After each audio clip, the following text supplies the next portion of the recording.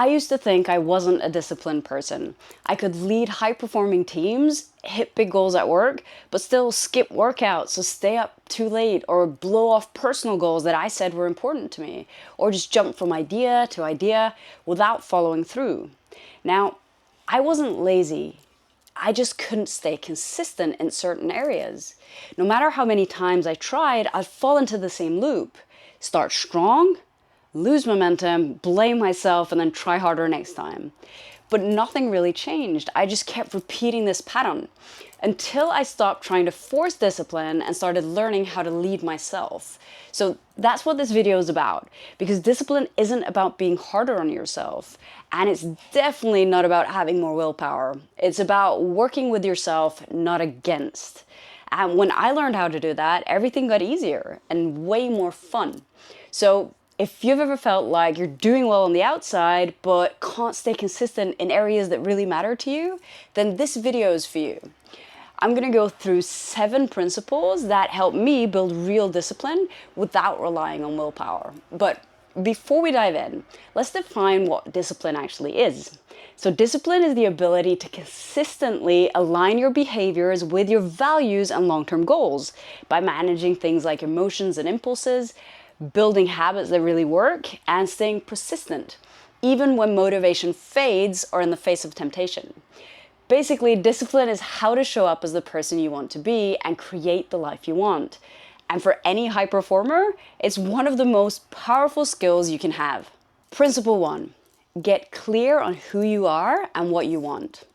Now, a lot of high performers do really well at work, but they over-index on that one area and under-index on everything else that actually brings meaning and energy into their lives. And that creates tension in relationships, in your health, in how your days actually feel. Eventually, you wake up and realize something's just off.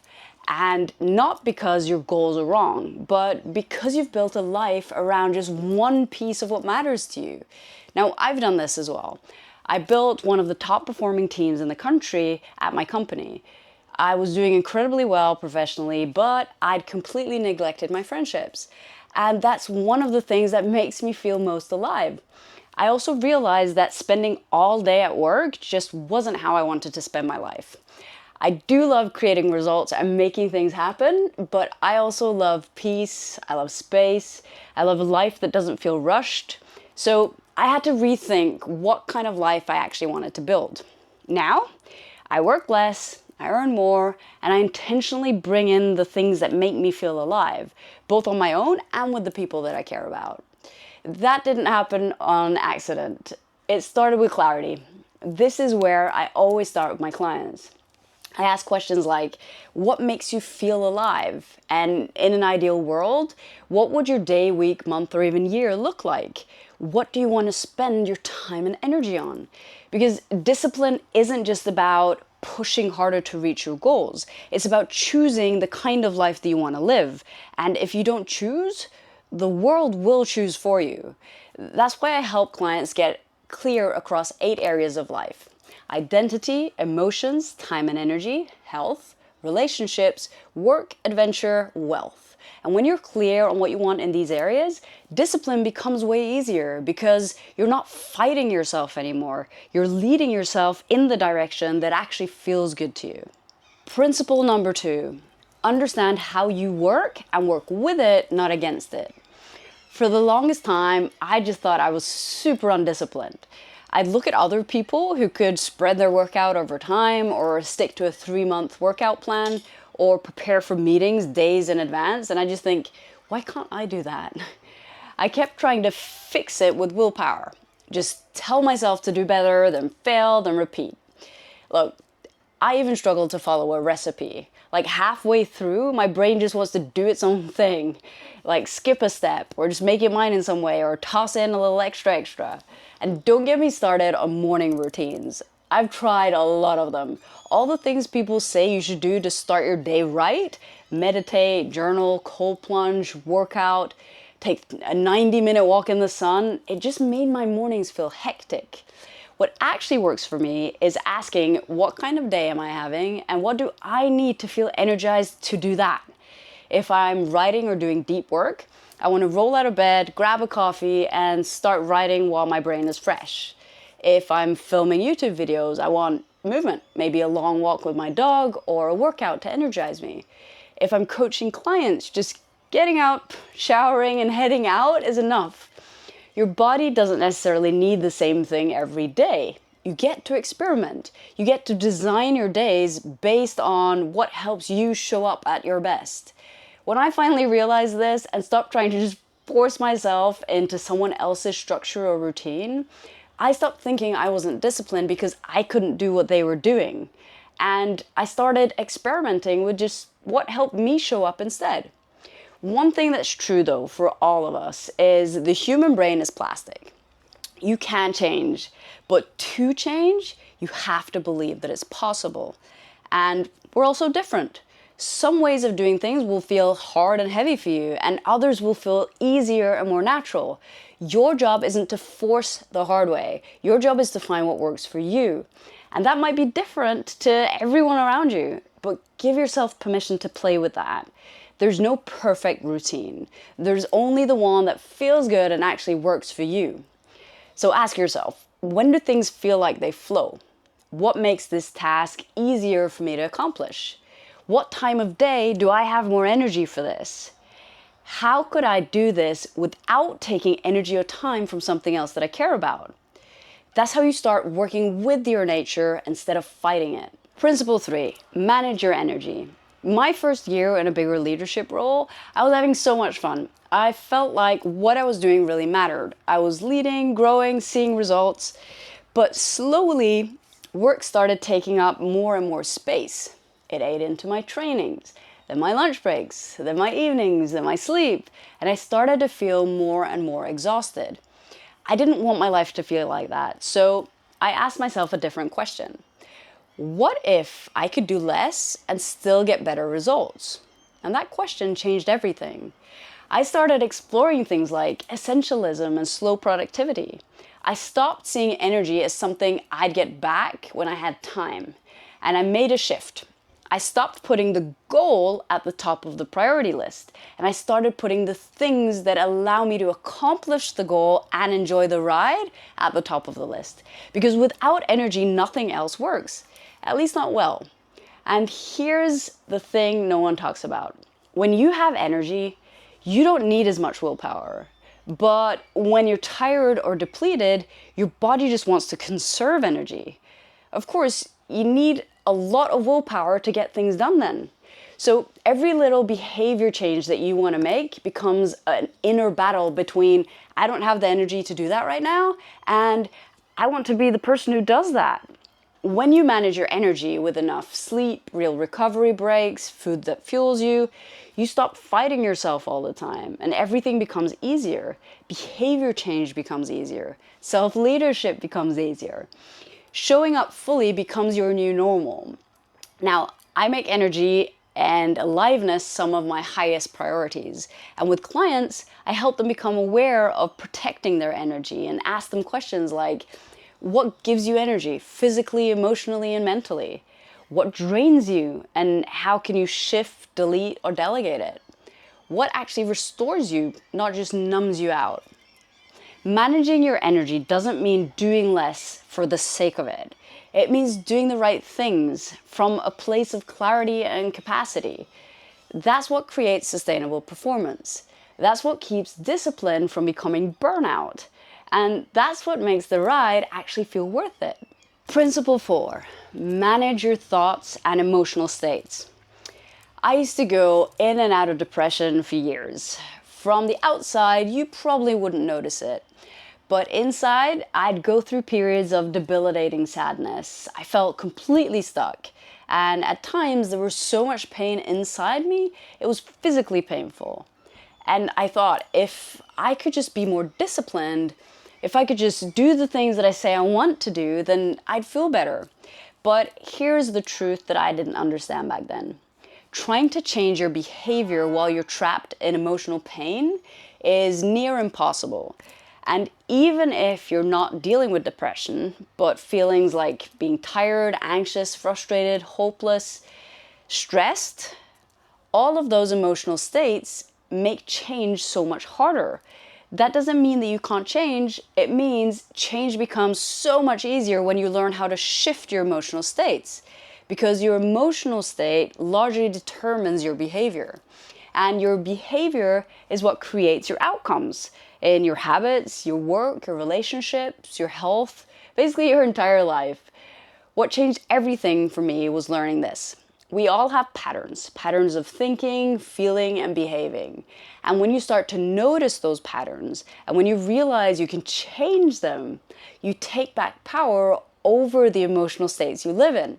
And when you live in emotional states that feel good, that feel powerful, hopeful, creative, calm, focused, then you don't need willpower. You actually want to do the thing. You feel that internal drive. I believe this is one of the most powerful skills that anyone can learn because it touches everything. If you can learn to shift your emotional states, you can lead yourself through anything. And if you don't learn to manage your inner world, whatever part of your life feels stuck right now will likely stay stuck. So ask yourself, if there's an area of your life that you've been neglecting and you keep neglecting it for the next 10, 20 years, what does that area look like then? Most people assume it will look the same, but that's rarely true. Neglected areas don't stay the same. They decline. Take your health, for example. If your health or energy isn't where you want it to be, and you don't make any changes for the next decade, you're not going to feel the same. You'll likely feel much worse and have less energy, more stress, and maybe more pain. This is why learning to manage your emotions and thoughts matter, not just for now, but for your future. And once your energy and emotional capacity are solid, the next challenge becomes clarity. What are you actually focusing on? Principle 5, focus on fewer things at once. My brain works in a way where it constantly comes up with new ideas. So it's very easy for me to have too many goals or plans at once. And not always easy for me to follow through and finish something I start, because I can end up getting bored of it. I crave variety and novelty. But to accomplish real results, you also need consistency over time. And you don't get that if you're juggling too many balls in the air at once or jumping from one thing to the next. When you have too many things going on, you scatter your energy. You end up not making progress or making mini progress in a million different directions instead of real momentum in one. And as high performers, it's the latter we want. We want to make a lot of progress in one direction so we can create a real impact and reap the rewards. In order to force my brain to stick to fewer things, I had to get crystal clear on what was most important to me. And that takes some thinking time, especially if you're used to thinking that everything is important or trying to get everything done.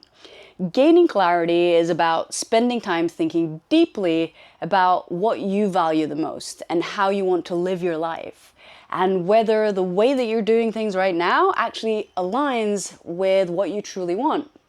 Getting truly clear takes time. I spent quite a few hours writing out my thoughts, talking about them with friends, and honestly, even discussing it with ChatGPT. And the more I do this, the clearer it becomes what kind of life is truly aligned with who I am and how I want to live. And when this becomes clear, less things seem important. And the few things that are most important to me, they become extremely important. And for me, some of those important things are taking care of my health and energy, managing my inner world, having inner calm and space for joy, making time for play and movement and adventure with people that I love, develop and nurture deep relationships, and doing work that I feel passionate about in a way that gives me both freedom in my days and weeks and feels fun. So I started designing my life around those things instead of trying to fit these things into everything else. And you can think about this concept of doing less but better on a smaller level as well. I see so many people going through their workdays trying to do as many things as possible, often procrastinating on the one thing that would make the biggest impact and propel them forward. Like the leader who has back-to-back meetings all day and answers emails during every break, but keeps avoiding that one uncomfortable conversation they need to have with an employee that others in the team have already complained about. Busyness feels productive, but it doesn't always create progress. So ask yourself, what are the most important things for you that you really want to design your life around? Because when you focus on fewer things, the right things, everything else starts to click into place. Principle 6, design your environment. If you think your environment doesn't affect your decision making, think again. One of the things that has the most impact on who you are and the behaviors that you repeat is your environment. Yet we continuously try to fight our environment instead of focusing on designing it to make the life we want easier to live. And the truth is, you don't need a complete life overhaul to do this. Designing your environment to support your goals can be done through simple intentional tweaks, and those small changes can have a massive impact over time. I've had clients who are trying to improve their health and lose weight, while they have a drawer of sweets under their bed or a cupboard full of snacks in the kitchen. And I've had clients who always keep a swimsuit or gym clothes in their work bag so they can easily stop by the pool or gym on their way home from work. Who do you think is going to have an easier time following through on the behavior they say they want? I've met leaders who intentionally schedule at least 15 minutes between every meeting so that they have space to check in with their team or just recover and reset before the next meeting. And I've met leaders who book their whole day with back-to-back meetings, always rushing, never pausing. Which one of these do you think will feel more present and build better relationships with their employees? I've coached people who have friends who try to talk them out of making good choices, and others who have friends who cheer them on and hold them accountable to their growth. Which one of these do you think is going to have an easier time sticking to the change that they want to make? Environment really matters, and you get to design yours in a way that makes it easier and more natural to be the person that you want to be and do the things that you say that you want to do. Does that mean that you can change everything about your environment? Not always, but there's a very high likelihood that you can improve it, and small changes add up. One powerful way to approach this is to treat it like a series of mini experiments. You're not looking for the perfect setup. You're testing simple tweaks to see what works for you. What makes the behaviors you want to do easier? What makes the behaviors you don't want to do harder? Some changes will stick and others won't, and that's part of the process. The goal is to gradually shape your surroundings so that they support the life that you want and not work against it. While your environment is aligned with your intentions, then you don't have to fight that hard. You can just live in a way that feels natural and it still moves you towards the life that you actually want. Principle 7, pre-plan for reality. Now, for the parts you might not be able to design exactly the way that you want, because no matter how good your plan is, life won't always follow it. And that's the part most people don't account for. They make plans from a place of motivation, right after setting a goal or getting excited about what change they want to make. They think, great, I've decided what I'm going to do, now let's go.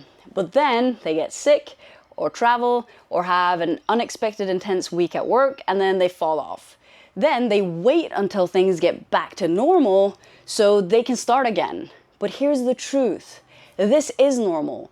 It's normal to have days with more energy and less energy. It's normal to have slower weeks and busier weeks. It's normal to have holidays, off days, and curveballs.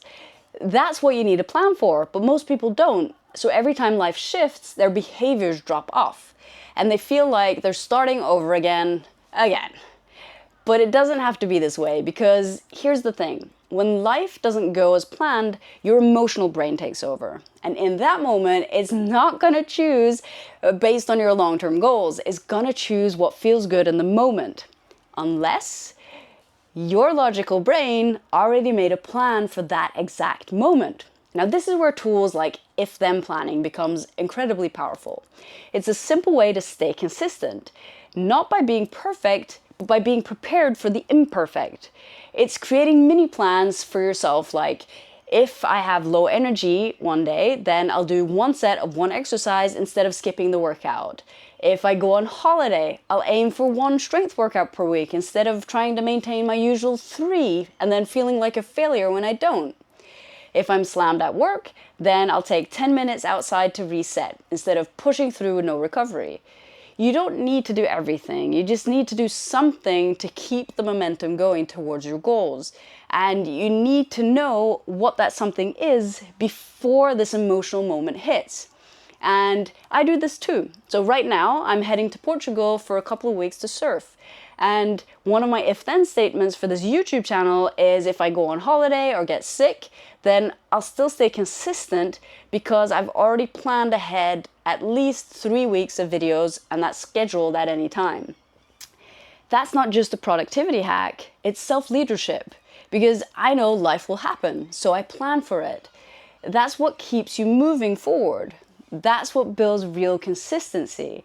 And that's what makes self-leadership sustainable. Not just when things are easy, but especially when they're not. Discipline isn't about doing more. It's not about being harder on yourself. It's about learning how to lead yourself towards the life that you actually want, especially in the areas where you still want to make a change. You wouldn't lead every person in your team the same way. You tailor to what brings out the best in every single person. Self-leadership is the same, just for you. And now you have the 7 principles so you can make discipline easier for yourself. Clarity on who you are and what you want. Working with your nature, not against it. Managing your energy. Mastering your emotional world. Focusing on the few things that really matter. Designing your environment and pre-planning for reality. So if any of this resonated, drop a comment. Which principle are you going to practice first? And know that once you implement these principles, you'll likely find out that you're way more disciplined than you think.